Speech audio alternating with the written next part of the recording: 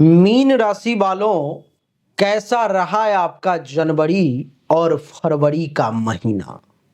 क्योंकि आज के इस वीडियो में मैं आपको बताने जा रहा हूं मार्च के बारे में कि मार्च का समय आपके लिए कैसा रहे, किसका अच्छा रहा, किसका बुरा रहा, क्या अच्छा रहा, क्या बुरा रहा। आप हमें कमेंट में जरूर बताएं ताकि मुझे पता चल सके जो किसके साथ अच्छा हुआ, किसके साथ बुरा हुआ। बुरा हुआ तो क्या बुरा हुआ, उसका क्या समाधान आपको बताया जाए जिससे कि आपका कल्याण हो। आप कमेंट में जरूर बताएं। ऐसी कोई आपकी समस्या है जो औरों की भी समस्या ऐसी हो सकती है तो आप मुझे वो भी कमेंट में बताएं ताकि मैं जब शॉर्ट वीडियो बनाऊं तो उसमें आपके समस्या का समाधान दूं ताकि आपके माध्यम से 10 और लोगों का भला हो सके। आज के इस वीडियो में हम लोग चर्चा करने जा रहे हैं कि कैसा रहने वाला है मीन राशि वालों का मार्च का महीना। इस वीडियो में मैं आपको आपके भाग्य रत्न के बारे में भी बताऊंगा, जिस रत्न को धारण करने के बाद लाखों लोगों की जिंदगी बदल गई, आपकी भी बदल सकती है। आइए चर्चा को आरंभ करते हैं। सबसे पहले चर्चा सूर्य देवता से शुरू करते हैं। 14 मार्च तक सूर्य देवता कुंडली के 12वें भाव में है। अच्छा नहीं है आपके लिए 12वें भाव में सूर्य देव का बैठना। 14 मार्च तक सूर्य देव यहां पर में है, यानी कि आपका खर्चा अधिक होगा, धन हानि के योग बनेंगे 14 मार्च तक। हो सकता है तो किसी को, आपको या आपके घर के किसी व्यक्ति को अस्पताल में एडमिट होना पड़ सकता है, हॉस्पिटल में भर्ती होना पड़ सकता है। देवी और सज्जनों, कुंडली के दूसरे भाव, द्वादश भाव में सूर्य का बैठना आपके लिए जो है घातक है, क्योंकि पांव में चोट लग भी सकते हैं, दुर्घटना भी घटित हो सकती है। सूर्य छठे भाव का मालिक है और 12वें भाव में बैठा हुआ है, यानी कि दुश्मनों के द्वारा भी परेशानी का सामना 14 मार्च तक आपको करना पड़ सकता है। 14 मार्च के बाद जब यही सूर्य देवता आपके कुंडली के प्रथम भाव में मस्तक पर में आ जाएंगे तो फिर ये अच्छा रिजल्ट देंगे। तब क्या करेंगे, ये दिमाग को पूरा चौकस रखेंगे, ऊर्जा से पूर्ण रखेंगे, चेहरे पर एक गजब का तेज होगा। 14 मार्च के बाद पूरा महीना चमत्कारिक चेहरा दिखाई देगा। इतना ही नहीं, प्रथम भाव में सूर्य के बैठने के कारण कुछ गौरव करने लायक, कुछ अभूतपूर्व, कुछ ऐसे काम आप कर सकते हो जो दूसरों के लिए संभव नहीं था। आप गर्व करने लायक कुछ काम कर सकते हो। दुश्मन आपके ऊपर में घात लगाए बैठा है पूरे मार्च के महीने में, तो दुश्मन से विशेष सावधान रहे, दुश्मन को वो मौका ना दे जिससे कि आपका नुकसान हो। सूर्य के लिए इस महीने में आपको उपाय करने की वास्तव में जरूरत है। हो सके तो दैनिक तौर पर में स्नान करके सूर्य को जल दें। नहीं संभव है तो सुबह उठते ही सबसे पहले हाथ जोड़ करके भगवान सूर्य के सामने प्रणाम करें, सिर झुकाएं और उनसे मनी मन प्रार्थना करें कि सूर्य के जो भी नेगेटिव परिणाम आपके कुंडली में है वो दूर हो जाए। मंगल की बात करेंगे। मंगल देवता कुंडली के 10वें भाव में है, मिथुन राशि में। मिथुन राशि में मंगल का बैठना ये दर्शाता है देवी और सज्जनों के इस महीने में आपके सुख में वृद्धि का योग है।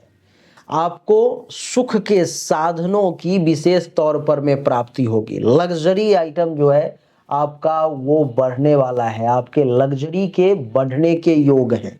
इतना ही नहीं, आपकी जानकारी के लिए मैं बता दूं कि चौथे भाव में मंगल का बैठना माता से भी कुछ विशेष लाभ का योग बन रहा है। माँ से भी सुख की प्राप्ति होगी, और अगर माँ कुछ काम करती है या माँ के नाम से कोई काम, बिजनेस, काम धंधा है तो उसमें भी ग्राफ बढ़ेगा, उसमें भी बढ़ोतरी होगी। ऐसा ही नहीं, कुंडली के चतुर्थ भाव में मंगल के बैठने के कारण आप ये अनुभव करेंगे, क्या आप ये अनुभव करेंगे कि आपको बैंक बैलेंस में भी वृद्धि हो रही है, पैसा भी बढ़ता चला जाएगा, आमदनी ज्यादा होगी, पैसा बढ़ेगा।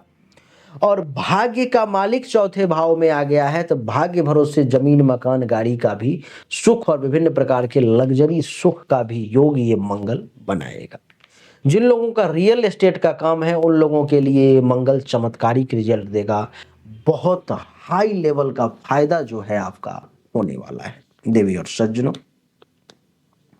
आपकी जानकारी के लिए मैं बता दूं, कि मंगल के बाद बुध भी मीन राशि में है, प्रथम भाव में आपके कुंडली की। लेकिन मीन राशि में बुध नीच का हो जाता है और नीच का कोई भी ग्रह बहुत अच्छा रिजल्ट नहीं देता।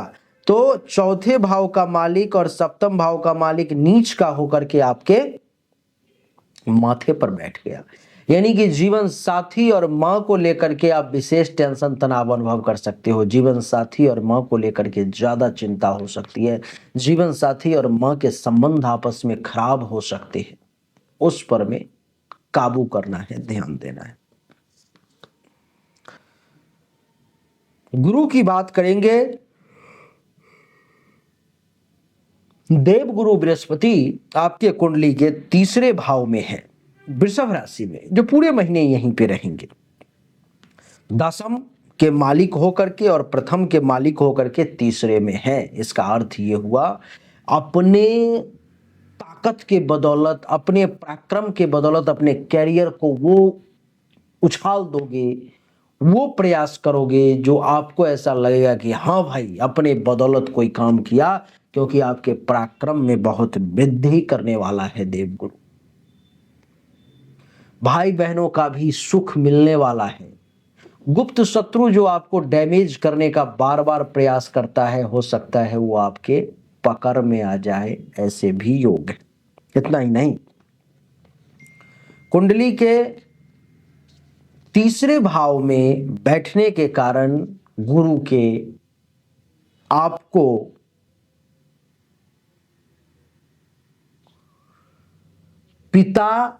पिता तुल्य लोगों से भी लाभ का योग है। इस समय में आप अपने पिता के साथ कंधा से कंधा मिलाकर काम कर सकते हो।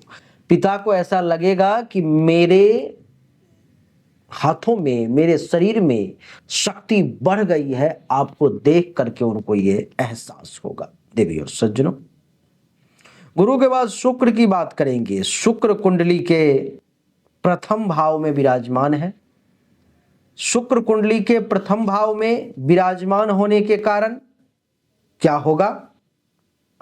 प्रथम भाव में होने से, और ये मालिक है तीसरे भाव का, यानी कि पराक्रम को उठा करके आपके मस्तक पर डाल दिया, यात्रा को उठा करके आपके मस्तक पर डाल दिया। यानी कि इस समय में आप खूब ट्रैवलिंग करने वाले हो, खूब यात्रा करने वाले हो, खूब भाग दौड़ करने वाले हो। लेकिन अष्टम भाव का भी मालिक है शुक्र, मुसीबत को उठा करके भी आपके सर पर डाल दिया। इसका अर्थ क्या है? इसका अर्थ यह है देवी और सज्जनों की आपके काम धंधा में काफी रुकावटें आने वाली है, काफी परेशानी आने वाली है। उससे आपको थोड़ा सा संभल करके चलना पड़ेगा, नहीं तो समस्याएं आपसे एक कदम आगे है, आपके हर मार्ग पर में वो कांटा बिछाने का प्रयास करेगा शुक्र। संभव हो तो शुक्रवार के दिन दूध या दही का दान कर दें, अच्छा रहेगा। शनि कुंडली के 12वें भाव में है। ऐसे लोग जो विदेश जाकर के पैसा बनाना चाह रहे थे, लाभ का मालिक 12वें घर में, यानी कि विदेश जाकर के पैसा कमाने का ये समय है। घर से कहीं दूर चले जाओ तो कैरियर में ग्रोथ बढ़ेगा, ग्राफ बढ़ेगा और आपका कैरियर भी बहुत अच्छा चलेगा। नहीं तो घर पर बैठने से कोई लाभ नहीं है, जन्म धरती से दूर हटो। बात करेंगे राहु की, तो राहु कुंडली के प्रथम भाव में आपके मस्तक पर में है, जिसका परिणाम ये है देवी और सज्जनों कि मेंटली तौर पर में थोड़ा सा राहु आपको परेशान करने की कोशिश करेगा, मानसिक अशांति का शिकार बना सकता है। मानसिक तौर पर में आप थोड़े से बेचैन, थोड़े से परेशान हो सकते हैं। केतु कुंडली के सप्तम भाव में है। जीवन साथी के साथ संबंध खराब करने का प्रयास ना करें, लड़ने झगड़ने की कोशिश ना करें, क्योंकि केतु की यह साजिश है जी आप दोनों पति पत्नी के बीच में कुछ टेंशन तनाव हो जाए, कुछ परेशानी आ जाए। तो ये थी मार्च महीने की राशिफल। अब मैं आपको आपके भाग्य रत्न के बारे में बताता हूं, जो आपके जीवन को बदल कर रख देगा, जिसने लाखों मीन राशि वालों के जीवन को बदल कर रख दिया। आपका भाग्य का रत्न है मूंगा। मूंगा आप जरूर धारण करें। मूंगा धारण करना आपके जीवन को बदल करके रख देगा। भाग्य भरोसे सारे काम होने लगेंगे। मान सम्मान बढ़ने लगेगा, धन धान्य संपत्ति में वृद्धि हो जाएगी, काम धंधा बिजनेस व्यापार नौकरी में खूब बढ़ोतरी देखने को मिलेगा और वैवाहिक जीवन पारिवारिक जीवन भी सुखद रहेगा। मात्र 5,000 रुपए आप खर्च करें, आपको ये मूंगा प्राप्त हो जाएगा। तांत्रिक वैदिक प्रक्रिया से सिद्धि करके उसमें भी अंगूठी तैयार करके आपके घर पर मैं भिजवा दूंगा। ये ऑफर सिर्फ गरीब और मध्यम वर्गीय लोगों के लिए है, जो सक्षम नहीं है ज्यादा पैसा खर्च करने में, उनके लिए है। अगर आपको चाहिए तो सामने दिए गए व्हाट्सएप नंबर पर मैसेज करके आप इसे प्राप्त कर सकते हो। अगर आपको मुझसे अपनी जन्म कुंडली या हस्तरेखा की 100% एक्यूरेसी के साथ जांच करना है बाय गारंटी, तो सामने दिए गए व्हाट्सएप नंबर पर मैसेज करें और जानकारी प्राप्त करें। और आपकी जानकारी के लिए मैं ये भी बता दूं कि अगर आप अभी तक मुझे सुन रहे हो तो एक बार दिल से, सच्चे दिल से बोलिए जय श्री राम और कमेंट में भी लिखें जय जय श्री राम।